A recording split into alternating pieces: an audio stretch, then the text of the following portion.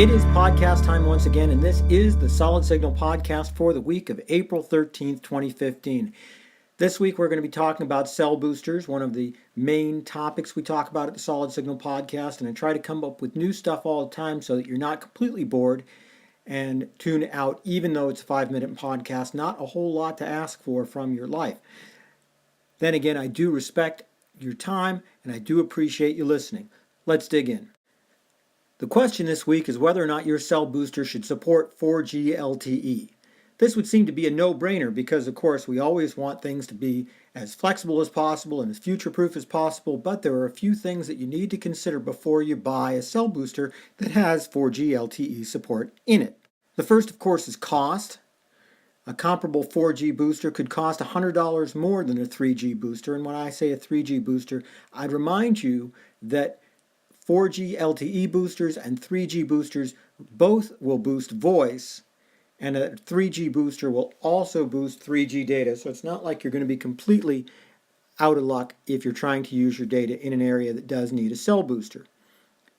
If that extra $100 is much more important to you than having a future-proof booster, well then I would say get one that is not 4G.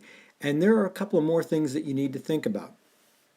The power level of a booster is going to be dictated by FCC rules, and that's the maximum power level.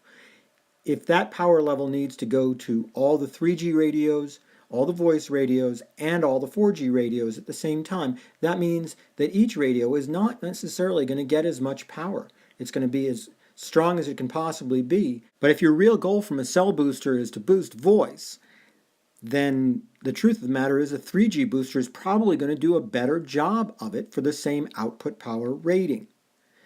That combined with the fact that they are less expensive. Think about that. There's also that whole one less thing to break thing, but that's kind of minor because cell boosters tend to be really reliable.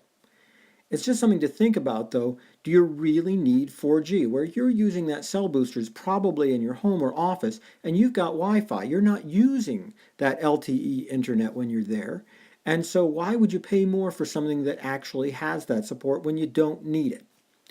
Personally, my friends, I use a cell booster that only handles voice and 3G, not just because it was given to me as a promotional item, although it was, but also because that's exactly what I need. And I know that all of its 60 dB of boost are going to provide me with the services that I actually require, and none of that energy is being wasted on something I don't require.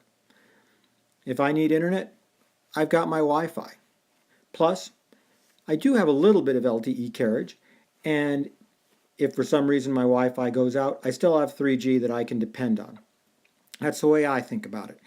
And even if I were putting my money where my mouth is, I would still probably buy a 3G booster instead of one that handled 4G and LTE.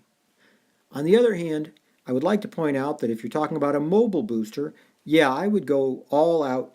I would get the 4G LTE model because, you're going to be using that for maps, you're going to be using it for voice, maybe kids in the back of the car are going to be using it as well, and there is no Wi-Fi as you're driving unless you've got one of those fancy Wi-Fi equipped cars, and most of us don't. So that's the difference.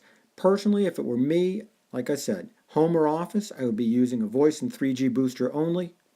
Driving, I would be using a 4G LTE booster.